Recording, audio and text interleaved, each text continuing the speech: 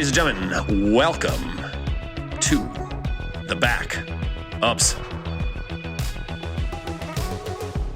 Hi, brother. Hey, welcome. We are the Back Ups. I'm Timbo B. Davis, and he is Connor B. Feckley. And we coach football, and that's convenient. It continues to be convenient even 7 weeks into the show. Theme of the episode is fathers and sons. Father sons. We got Coach Walter Harmon and his son Jackson going to interview with us today. We're going to talk to him a little bit. Coach Walter, special to me because he was my first coach when I first started off, and obviously I've got to see Jackson grow up and mature into the young man that he has become, and it's just obviously that family means a lot to me, and so really cool to kind of sit down and get a chance to kind of hear about how things have been for them lately throughout the pandemic. And what it's like having your dad as a coach. You know, it is. It's cool that we got to do this episode. I'm really excited. We're going to get to the interview here in a second, but I think this is something that we've talked that we want to kind of make a theme that we return to fathers and sons in coaching, in playing in our lives. And it sort of came up as we started talking about the Shanahans, and specifically, you think about Papa Shanahan and his time in Denver and everything he did there, and then his offense spreading out, now his son, and you see this Shanahan influence. It's kind of the, especially as a Jets fan right now, it's kind of like the hotness, right? Branch takeover, yeah. And so, and I know you, Connor, you put a little bit of research into some other father and sons. Tell us more about the father and son kind of duos. Yeah, well, obviously some of the more noticeable ones we got here, like Lou and Skip Holtz for college football, but like NFL wise, like Dick and Mike Nolan, Marty and Brian Schottenheimer, obviously RIP to Marty, Don and Dave and Mike Shula. So there's obviously a couple of the doubles, like Buddy Bob and Rex Ryan, obviously there too. So those are some of the more noticeable ones. Fathers and sons, we see that they're like, there's a connection to the family business. You grow up around it. I'm sure these guys, you're talking about the Schottenheimers, we're talking about the Ryans. These guys grew up around the field and on it. You said you looked at some other sports. What other father-son duos did come to mind? Some of the other obviously noticeable ones in sports, Doc and Austin Rivers, Bill and Luke Walton, Calvin and Grant Hill, Ken Sr. and Ken Jr. Norton, obviously, Dale, Steph, and Seth Curry, Bobby and Brett Hull, NHL, the NHL fans out there, we got you. We were talking about how much like identity it is, and how much you said you see these young coaches, as kids growing up and becoming like a Kyle Shanahan or whatever. And it's funny to look back and you see how much they're like their dads. You watch Bill Belichick and then you watch an interview with his son. I mean, it's like the same guy, just with a mullet. A lot of these sons spend, their childhood sitting in the room watching film and doing all that fun stuff back in the day. And I'm sure that kind of stuff is just going to continue as, we kind of get a chance to see with Walter and Jackson here. Have you read the Steve Belichick, the Bill's dad's book? I have not. Dude, it's called like the fundamentals of scouting. And because he was a scout. And he was a scout for the military, the Naval Academy, I'm pretty sure. I'd be really bummed if it was Army and I got that backwards. It was one of the academies. I'm pretty sure it's Naval Academy. Anyway, his book is in a time before Huddle, in a time before spreadsheets and StatCast and everything that was there. His book is one of it explains Bill a lot. And like you said, we get our identities from our fathers so much. If you haven't checked out that book, check it out. Identities. We would suck as sons and coaches and podcasters if we didn't talk a little bit about our dads. Tell me a little about Ernesto. Well, it's funny because like I said, my dad didn't grow up an athlete in the sense of like didn't play a lot of sports. He was into cars and stuff. He was buying and selling and doing drag racing cars and stuff all throughout high school and growing up, and that's been his thing. And it was funny. I used to hate football growing up, and he would occasionally watch it, and I would hate it. And then I went to my first football camp, and when I came home that day, there was a brand new football sitting on the deck right by the front door when I walked in. And so a lot of my whole life growing up playing football came from just playing catch with him in the yard, or even from inside the house on the couch. He'd throw it to us in the living room. Just a lot of memories. Like I said, if I wouldn't have been for him, who knows if I would have ever, went out and bought that football and had so much fun. I have those memories of throwing the ball around with him in the yard. And then one of the biggest things that he always said was about me for me in football was, hey man, it's a game. Don't forget to have fun. And it was, he got to see, as I started getting older and taking it more seriously, that was his big thing for me, was always just, hey, make sure you're still having fun. And that was something that I always try to carry with me throughout my playing days. And obviously as a coach too, something that I hold on to, and obviously will try to implement into any coaching or style, anything I got going on involving football. So shout out Pops. Oh, that's good. That's good. Shout out Ernie. Nobody does ribs on the grill quite like you do. So he's awesome on the grill. He is a master. My dad and I, it goes back to Monday Night Football as a little kid. And, it wasn't just watching the game. We'd have like a little Nerf football and I'd be running through walls and stuff and scoring touchdowns. The line was the couch, and you'd jump over the couch and land on the pillow, score a touchdown. Oh yeah. I think it's where football first came in. But my dad is also named Tim Davis, and he's a pastor here in town. He's a minister, and you hear. It's funny. I always swore I would never do anything preaching or anything like that. That was just not my path, and I can't help but with your own podcast. Exactly. I can't help but notice the secular ministry, if you will, of football. I don't know what else to call it. It's, you're trying to help people be their greatest selves, and you're probably bound to preach a little bit as you're doing that. So I talk to people in the community, in the faith community, that know my dad, and some of the things that they say is just, this is a guy that does things the right way. He stands up for what he believes in, and he lives it.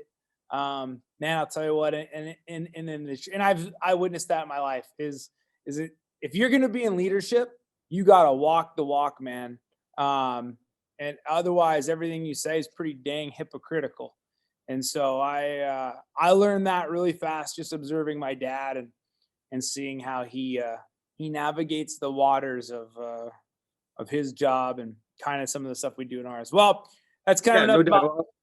I was going to say, right before we move on, one of the favorite memories about your dad is him navigating his way across that football field, helping push all the snow off of it, so we could play that football game that day. I will never. That's still like one of the coolest things ever. In fact, that if I ever do like the coolest memory of dad. So for those who don't know, one of my things when I became the head coach at West, I was told by a friend of mine.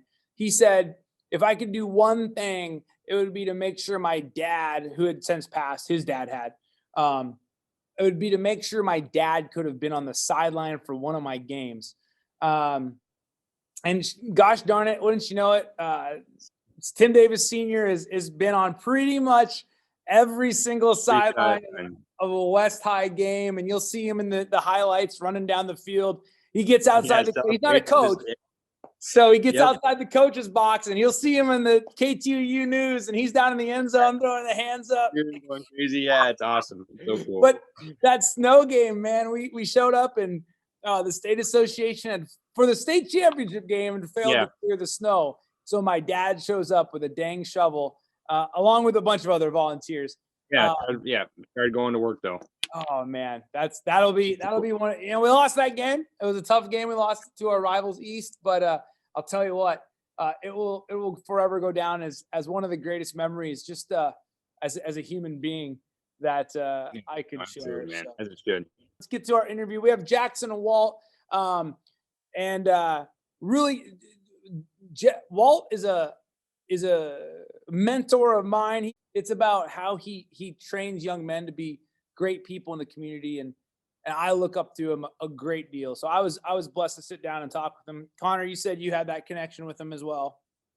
Yeah, no, absolutely. Like you said, and you were able to take a lot out of this, whether you're a coach or a dad who's not a coach, learn what the right and wrongs, so how to go about it. And then also if you're a player, a young guy listening to this, how to go about it with your dad or coach. And so there's a lot to take out of from talking to both of these guys.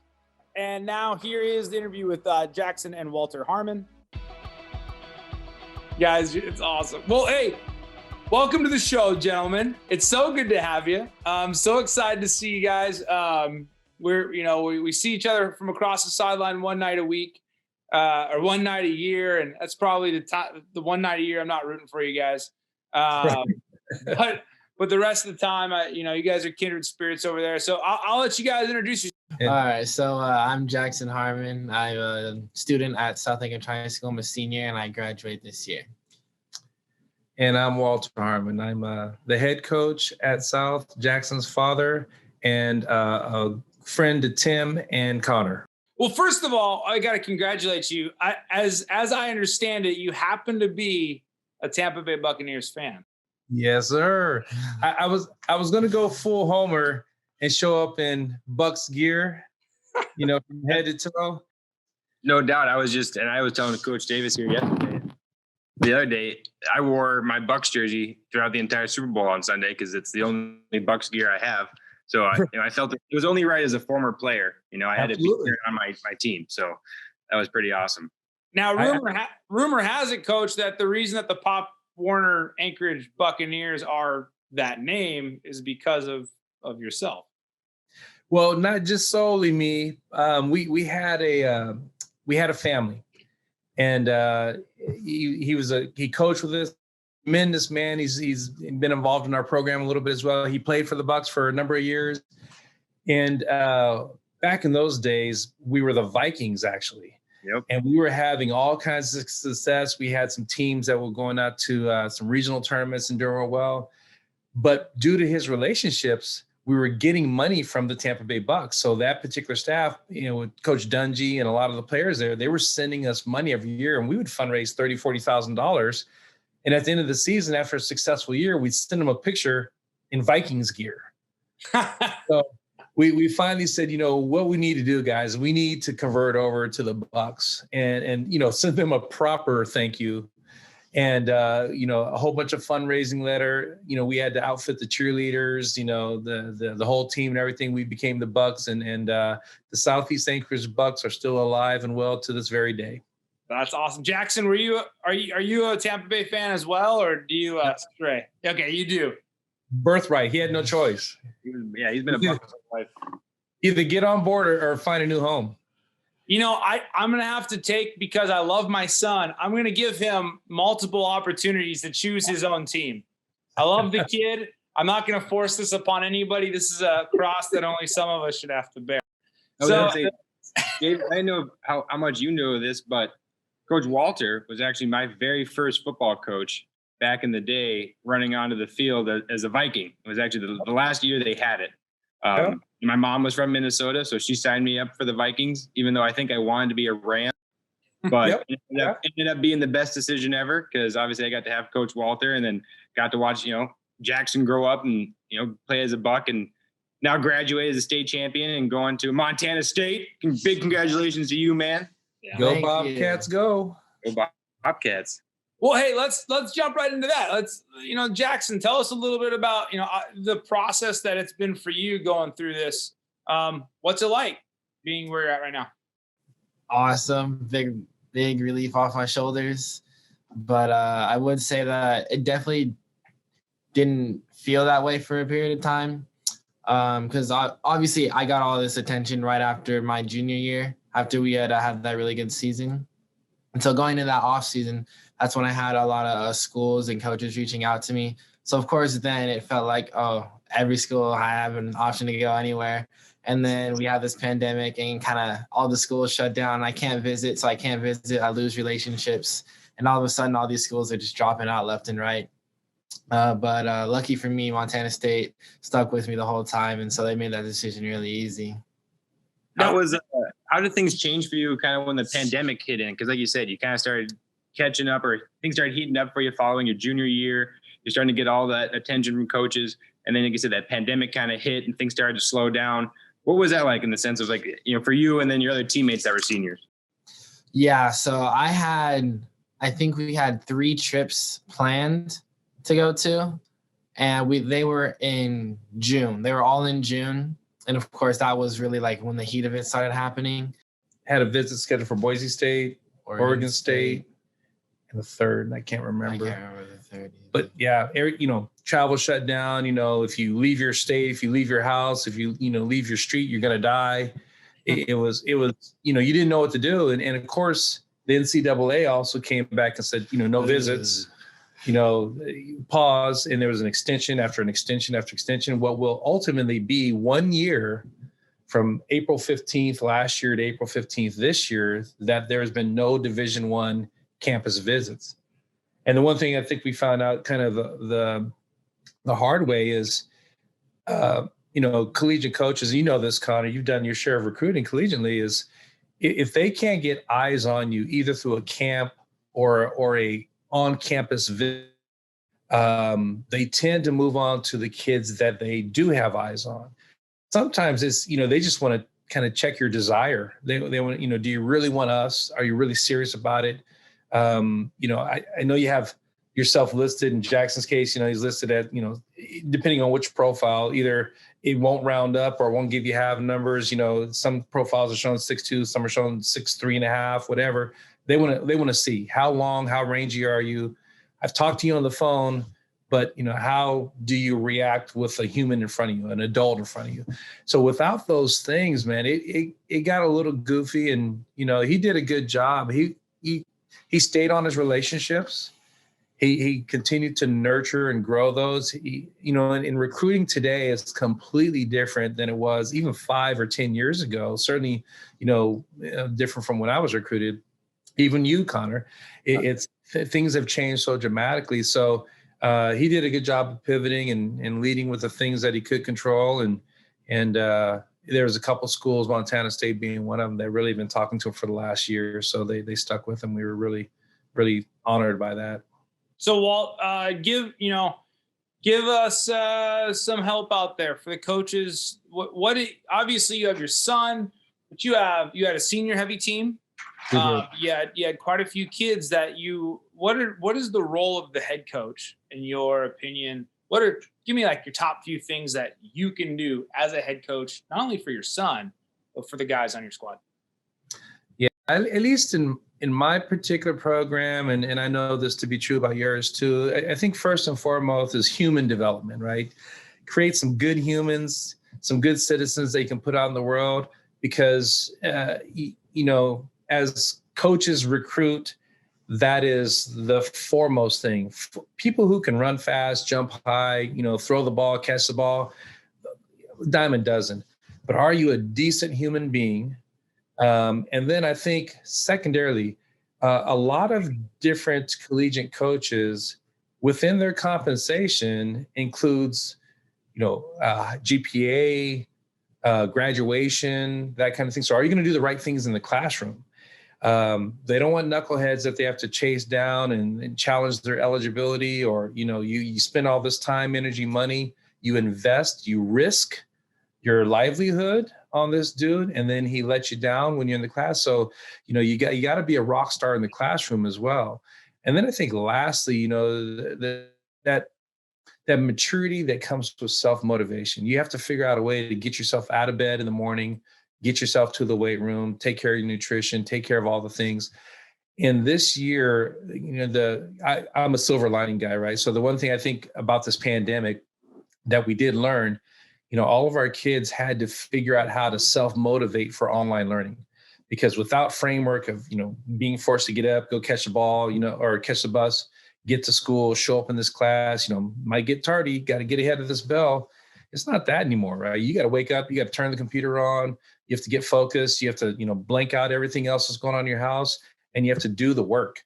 And if you don't do the work, you will fail. And, 4 months from now, these guys are going to be in that same scenario where mom, dad, teacher, they're not there to hold their hand. They're there to help them and guide them. But, Jackson's going to have to pass his own classes. Not that I could have helped him through high school anyway, passed me a long time ago. But the opportunity to find out if you truly can become self-sustained, motivated, viable humans in a collegiate setting while being an athlete, this is a good test for that. This is a good opportunity to see if this is truly your thing. Jackson, I'd say the top three. Jackson, I got to ask then, because I see you are a kid to me. Your dad raised you right. you are a all around human. So I'm hoping that guys are listening to this show that look up to you in the state of Alaska, other players. What are some of the things you did for your daily routine, kind of like what your dad's talking about, to stay motivated when you're staring at a screen all day? Honestly, I'm not even trying to be meaner. I watched that West game so many times during all of these Zoom calls. You can edit that later if you need to. No, it's good. We talked so high last night with Palmer though, so this is perfect. So yeah, I watched that game. Well over 100 times during that. I watched so many of those games over and over, and just thinking of getting back on the field and all that stuff. That's what I had to do.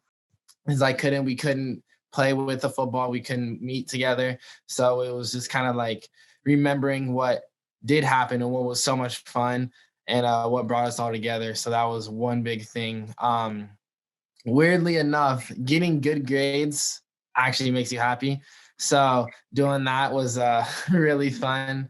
And also not having your parents on your back for getting bad grades would be another thing. Absolutely. Well, then I got to follow up then on this. So what's your dad's talking about human development. What's the best thing Coach Harmon did for you for human development? Obviously you're with them all the time, but is there something that sticks out from your dad in the coach role that was like, oh, that was good? Great question. Yeah, it would definitely be keeping our group together from that 7th, 8th grade period to high school. Because, a lot of us were picking between, Service and West, all these neighboring schools.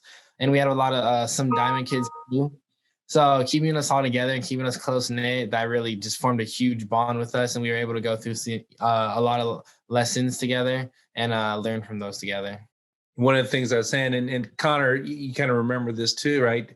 A lot of the dudes that you end up growing up playing with in Pop Warner, through hook or crook, you end up playing with in high school. Sometimes, at least by class, each other. Your particular class across the city was fairly close, right? You got friends that in the South and different schools. I think the 2021 class is certainly the same. That East group, Jason and Jordan, all those guys I watched grow up. I've known their families. I've known them, they either played for us or we played against them, that kind of thing. The kids have certainly grown different directions, but they're all friendly and they all support each other 100%. Jackson's done interviews before where he's mentioned, he's always going to be cheering for those guys unless he's playing against them, right? And I think that's unique. I think that's special, and I think that's something that we're seeing with all these kids. It's pretty exciting. No, I think you're absolutely right. Like as you mentioned, my class that year, 7th and 8th grade, I played with like pretty much the entire South team. Right. I ended up being like one of the only few to go to West. But no, you're right.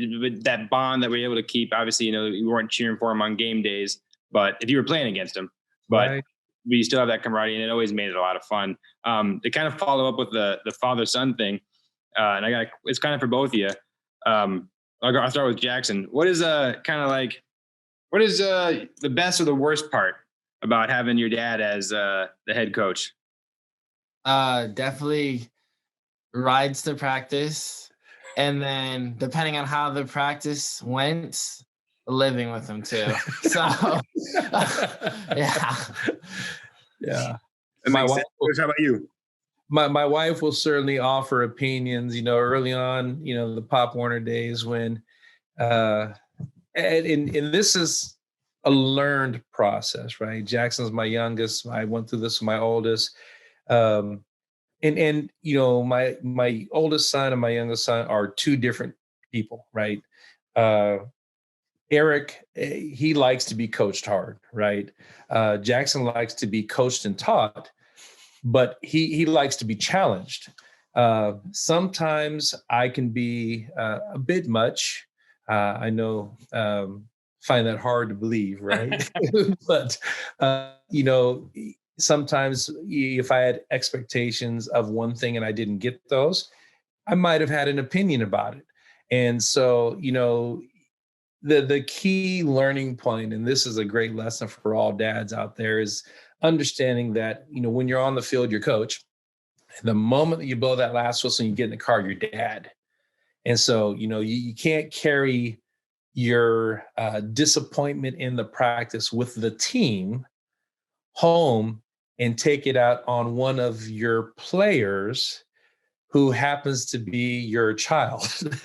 And so that lesson was taught to me in a very blunt format by my wife, who had to deal with the fallout of that, right? So we walk in the house, we're not talking to each other. Jackson storms in the room, takes the stuff off, jumps in the shower, maybe cries to mom, maybe doesn't talk to me over dinner. We're glaring at each other, that kind of thing. So mom put her foot down and said, look, I'm going to yank him out of football if you two can't figure this out. And it starts with you, the adult, because I think this time Jackson's probably 6 or 7, right? And, we started pretty young, and it was something that I had to, really kind of get control of myself of, and a great lesson. And I tell you, the benefit of it now is when you go and, you transition from Pop Warner to high school. Now you run this program, you have 100 plus kids you're responsible for, your kids in the program. He's a player that, other players are looking towards to do well. He's in a really key position that basically, and Connor, this, you shoulder the burden of your success and failures, right? So when things go well, man, these guys are really good and that dude's awesome. When things go bad, man, why is that dude in that position? Coach may be playing him because he's his son or what have you. So you have to deal with all that. And he dealt with it really well. But I think the key thing for us was making sure that I learned the lesson that son first, coach second, separate the two, and then cheer when you need to cheer. Right. I love it. So Jax, I got a question then that's kind of almost the same, along those same lines. I'm sitting here, I got 4-1. What's the best advice you could give me as I move forward in coaching my kids in the next coming years? Definitely, you'd have to treat them the exact same way as the other players. Don't shelter them, but don't go too hard on them. Treat them the exact same way you treat your other players. Yeah, that's a good point. Easy to overdo it. Super easy to underdo it, right? Which is fatal. But yeah, that's a great point. Do you ever have any of those moments in practice or something where your coach was getting on you, but you're thinking dang, Dad, relax, man. Those are definitely earlier, sophomore, freshman, and down years. But yeah, it was plenty of those. It was fine. And one of the key things too, guys, that I did, and this may come as a surprise to you both. I really don't know what I'm doing from a coaching standpoint, so I tend to be the guy that orders the bus and organizes the field. Jackson actually has been coached by, Gabby Lujan, his quarterback coach, Brian Houston, our offensive coordinator. When he was playing C-team ball, it was Sterling Lopez, who's now my wide receivers coach. So, it allowed me to come down, coach my coaches, and then be a fan on the sideline and let them do their job. So, I could whisper in their ear, hey, think about this. Or if I gave him a tip, it was one of those, long running bugaboos. And Connor, you've worked with them. No, it's hey, you're scooping the ball, or, you're not opening your hands, or you're not, those little tiny tidbit based mechanical issues that tend to recur for him as a, kind of a bugaboo. But other than that, it was the best for me was just kind of pull back a little bit and let other people coach him. I want to know from you guys, just generally, tell us about just the experience of being a high school starting quarterback, being the head coach, and my son's the quarterback, because that position carries its own weight. We've talked about it a little bit. Just kind of wrap it up talking about the overall experience, and you got to end it on telling us about what it's like to win that championship. There's easily highs and lows, especially playing quarterback, because you feel like you kind of take more on your shoulders when you're in there. You don't really, it's not really spoken on, but you really feel it. So the first time we played you guys and we had lost, that I felt that probably a lot more than most people would. And that was a low week for me. Definitely watched a lot of film, watched that game over and over. But also coming back and winning the next time, that was probably one of the highest times of my. Matter of fact, it actually felt better than winning the state championship, as I've told people plenty of times. But it's not something I regret doing at all. It was a lot of fun. Maybe during the times I didn't think it was fun at all, but looking back, I definitely wouldn't take them back. But it was definitely an experience that taught me a lot of things, and I'm just grateful for all of it. The year kind of went by fast, and I'm a big theme and motto guy, and one of the things that we really had as a theme my first year was right now, and the thought about that is everybody knew how talented this particular group was, our 2021 class. As freshmen, they lost one game. They lost to East at the very last game to a really talented team, the team that we just saw this year. And then their sophomore year, they got revenge. They ran the table, won undefeated, our first undefeated JV team. So there was buzz in the school. There was buzz around the city that, man, these guys are pretty done a lot of winning in Pop Warner. And culturally, they didn't really know how to lose. These guys were used to losing one game, maybe two games a year, all through Pop Warner, all through high school. Nothing changed. So the thing that we as coaches were trying to do is temper the expectations without, pulling them back too much. You say, hey, it's high school. Every level, it gets exponentially harder to win. And I get that you only lost one game in your high school career, and here you are showing up as juniors expecting to win everything. But, we got to do the work. So the process really going into that year thematically was believe, right? Believe that you can win it. You don't have to wait until you're seniors. If you want to do it, you can do it. And so we started off hot. And then we ran into SoHi, who, really kind of showcased to us that we weren't as disciplined or solidified in our skill sets as we thought we were. We got beat by service. There's just a great week of practice game. They beat us. I got out-coached.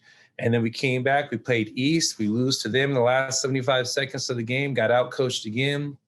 We win a game. We came back. We faced you guys in a tough game, right, as it should have been, and just stymied our offense. A defensive battle right in the middle of the field. Jackson throws a pick six, kind of the game changer, right?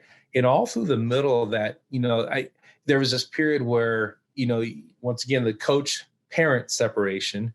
As a coach, we're all sitting around, it's like, what should we do? What should we think? Do we need to make change? That kind of thing.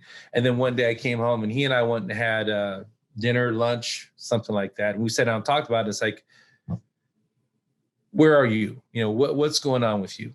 And he was candid, not only as a player and my son, but he was candid as a human. He's like, look, we're not doing this. You don't trust me to do this. We need to fix this. I need to do this.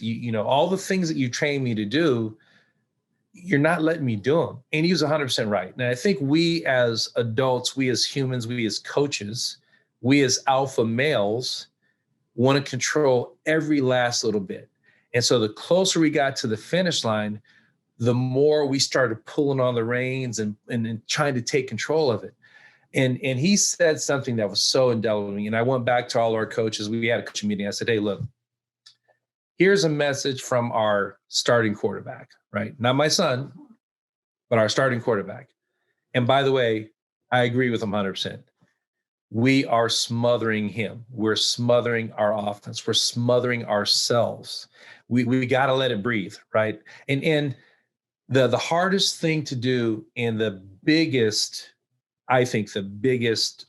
turning point for our coaching staff, and this is Brian Houston and our offensive staff at the time, they let go, right? So here we are going into your game. Actually, we're going into Juneau. Game planning went well that week. Jackson was, he developed a lot of that game plan with Coach Houston and our receivers. And we got to the point where everybody felt good about it. We walked in, we had a great time down there. We got off the bus, and really it was, kind of high fives and butt slaps and go get them. And the first play we fumble on our own 15. So we were tested, right? Because what do you want to do? You want to jump back in and take control and do this. And Coach Houston, we're good. Defense stepped up, stopped them. We marched on the field and scored. And that was kind of the beginning of us as coaches learning that you can only teach it. And if you teach the why behind the what, at one point the kids get it. And when they get it, they're going to be so much better than us as coaches trying to offer perspective and guidance from the sideline, as opposed to them being on the field, in the fight, in the moment.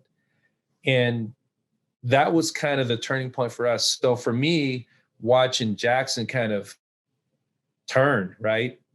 I remember before the game, he walked right past me. He didn't see me. Usually we hug, we talk, we tell each other we love each other before the game. He walked right past. He was in it. Come back west, same glazed over look, the whole team, right? They're playing music, laughing, giggling, go to west, fight, halftime. It was a sense of calm. And you've been here, Tim, you and Connor both won enough in your lifetime to know when sometimes it's, there's nothing you as a coach can do, pro or con. It just, the team is on autopilot and they're just going to do their thing and they're doing it. So we were very fortunate and excited that things worked out. But, last play, I was Coach Houston and, our offensive staff, having confidence in what they had worked on with the kids all year long. That was the kids in their training, having, confidence in themselves to do what they needed to do. And they, took that moment over and they, going into service, same thing. They great week of prep, great week of belief, great week of, putting out there. And more importantly, great opportunity for our coaches to learn when to take your hands off the wheel and just let the kids do what they're going to do. So the service game, I think Jackson called 50% of those plays.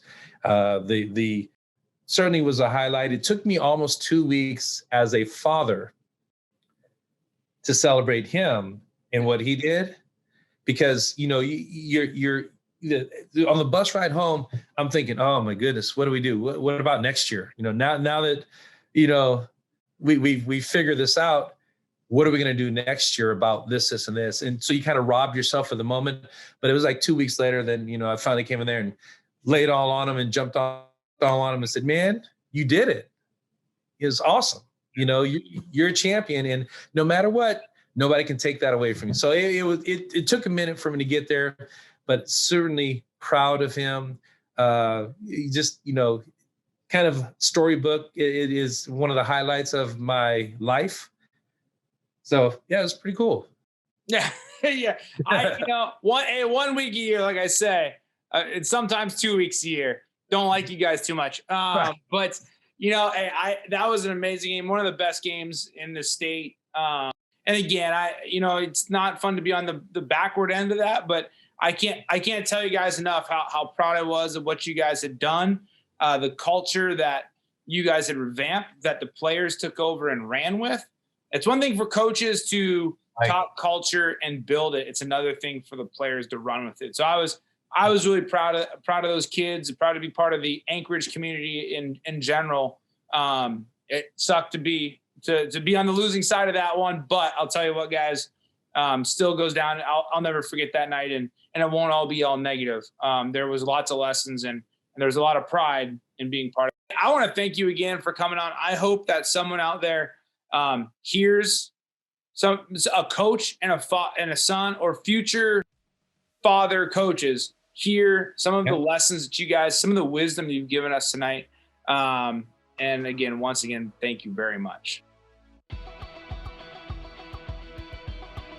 That was really cool. I think first of all, I want to thank Jackson. That's tough. That's not to get on camera with your dad who was Yep. your head coach, and be honest and open. That a lot of respect points. That's going to take Jackson far in life, I believe. Yeah, no, absolutely. And like you said, I think it speaks the type of person that he was to get on, like I said, and be open and honest about his answers. Even though he was laughing a little bit about things, he was open and honest, and that's what we wanted. That's what we really appreciated. And hopefully, like I said, you're able to take something from that interview and apply it to your lives. I think that's going to be huge as we do this father-son series. Selfishly, I want to interview a bunch of coaches and that coach their kids. I think that the term daddy ball gets thrown around, and we see that as this, like, it's nepotism to the point where it's detrimental to a unit. So I've always been intrigued by coaches who then have sons that they coach. They happen to be coaches. Walt is a coach. He's been coaching for years, and his son Jackson has grown up and is the quarterback. Jackson's moving on. Walt is still at South. Those type of, I think that should be acknowledged and seen. That's good stuff. Anyway, I hope that today's episode, I know I picked out a bunch of things. I circled a bunch of things in the transcript, and I'm like, this is something to remember for a long time. No, absolutely.